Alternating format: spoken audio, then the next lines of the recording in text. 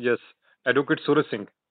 आप जी पहले जी भी स्ट्राइक पर बैठे थे। Jammu Kashmir high court, Jammu high court के बाहर आप पहले भी स्ट्राइक पर बैठे थे, जिसमें आपकी कुछ डिमांड्स थी कि आपको एज ए गवर्नमेंट लॉयर जो है लिया जाए।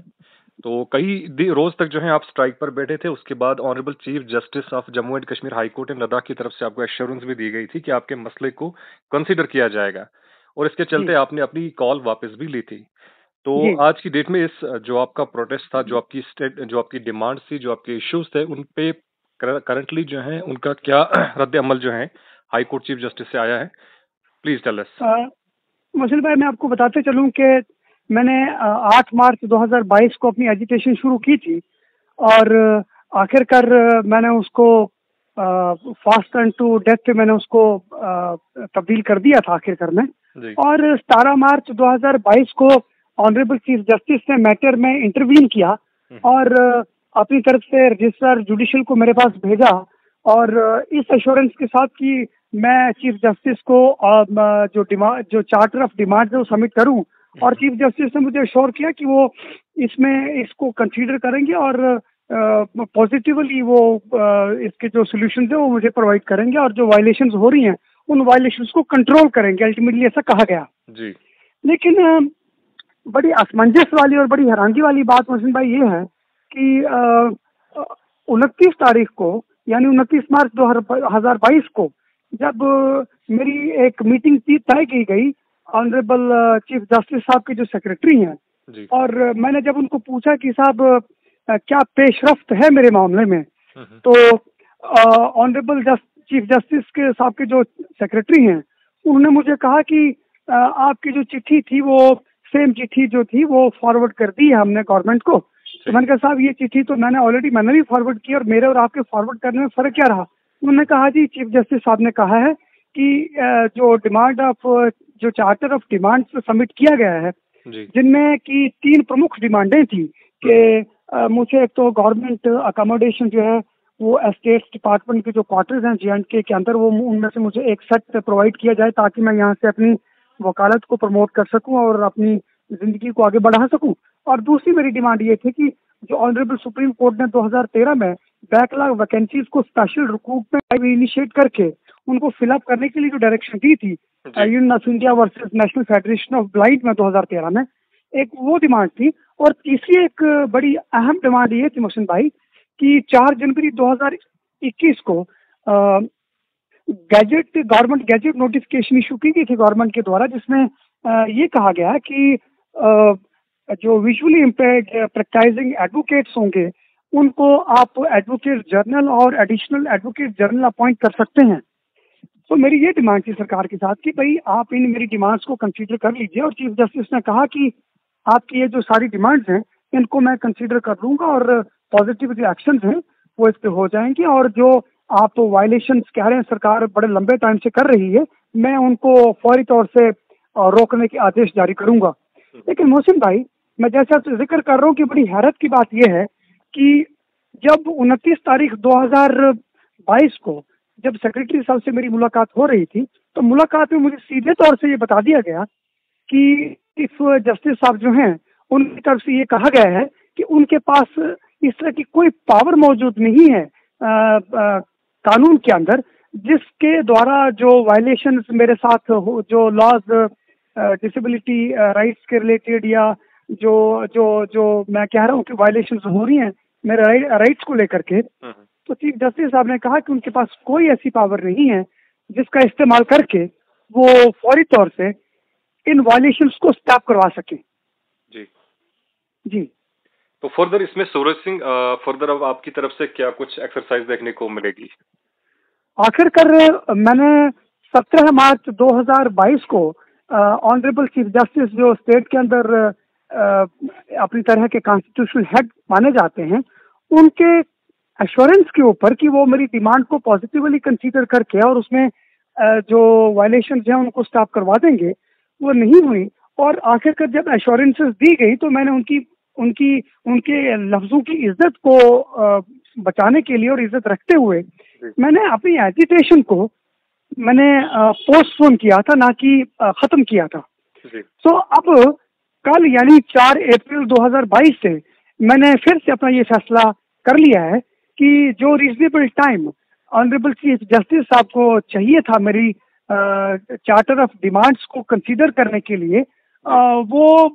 टाइम मुकम्मल हो रहा है। और मैंने ये ऐलान कर दिया है पिछले हफ्ते कि मैं यदि 4 अप्रैल तक मेरी डिमांड्स के ऊपर कोई सोल्यूशन नहीं आता है तो मैं अपनी एजिटेशन को फिर से रिज्यूम करूंगा। और सिमिलरली मैं कल से यानी 4 अप्रैल से अपनी एजिटेशन को फिर से मैं शुरू करूंगा, क्योंकि ये जो वायलेशंस हो रही हैं ये बड़ी सीरियस वायलेशंस हैं, जो कि आर्टिकल 14 और आर्टिकल 21 के जो कॉन्स्टिट्यूशन के अंदर जो आर्टिकल्स हैं इनके अंदर वो बातें कवर हैं। और ये जो 2 आर्टिकल्स हैं ये बहुत अहम आर्टिकल फंडामेंटल राइट्स के अंदर माने जाते हैं, और इनकी वायलेशन जो बड़े लंबे टाइम से जो हो रही हैं वो आगे और बर्दाश्त करने के काबिल नहीं है। जी सूरज सिंह जी, एक बार फिर से मैं जानना चाहूंगा और अपने दर्शकों को भी ये चीज बताना चाहूंगा कि आपकी जो डिमांड्स हैं जिन पर लेकर आपने पहले भी प्रोटेस्ट किया था और आपको अपने धरने से उठाया गया विद एश्योरेंस कि आपकी डिमांड्स को कंसीडर किया जाएगा, और फिर ये कहा जाता है कि अब हमारे पास पावर्स नहीं है कि हम आपकी डिमांड्स को फुलफिल करें, उनको कंसीडर करें, तो वो कौन सी डिमांड्स है? मैं चाहूंगा कि आप एक बार फिर से जो है उन डिमांड्स को हमारे सामने बताएं। अब मैं इन शॉर्ट में चीजें कहूंगा कि एक तो मैं कह रहा हूं कि मुझे रेजिडेंशियल जो स्टेट गवर्नमेंट के पास जो क्वार्टर्स हैं उनमें से एक क्वार्टर मुझे अलॉट कर दिया जाए रहने के लिए। दूसरी डिमांड ये है कि सुप्रीम कोर्ट ऑफ इंडिया की जो 2013 की जजमेंट है union of India versus national federation of the blind, जिसमें बैकलॉग पोस्टों को फिलअप करने का जो डायरेक्शन है गवर्नमेंट्स को,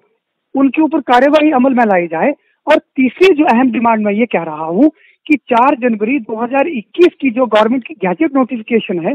जिसके तहत मैं ये डिमांड कर रहा हूँ कि मुझे एक विजुअली इम्पेयर्ड प्रैक्टिसिंग लॉयर होने के नाते जिसकी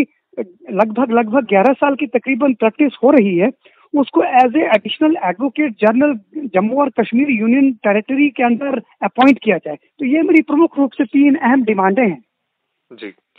सूरज जी, एक आखिरी सवाल आपसे पूछना चाहूंगा। इस वक्त जम्मू कश्मीर हाई कोर्ट की लेवल तक इस वक्त आप ही एक शख्स हैं जिनको हम कहते हैं कि विजुअली इम्पेयर्ड, जो इस वक्त हाई कोर्ट की लेवल में आप प्रैक्टिस कर रहे हैं, and you are the only visually impaired right now at the high court level.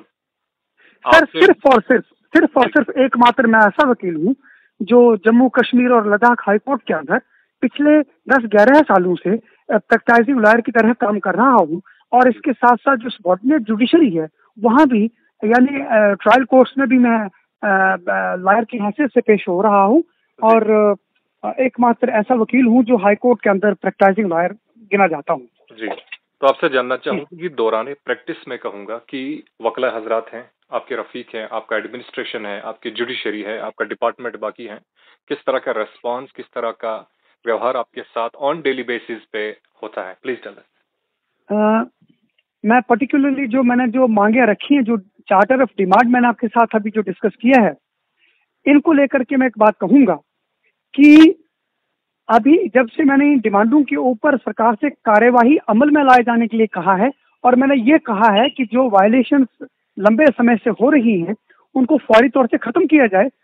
जब से ये चीजें शुरू की हैं सरकार का रवैया बिल्कुल मेरे खिलाफ है। और वही सरकार का जो रवैया है, और मेरे खिलाफ होने के साथ साथ क्या हुआ कि बार एसोसिएशन हाईकोर्ट जम्मू ने मुझे शुरुआती दिनों में अपनी सपोर्ट एक्सटेंड की,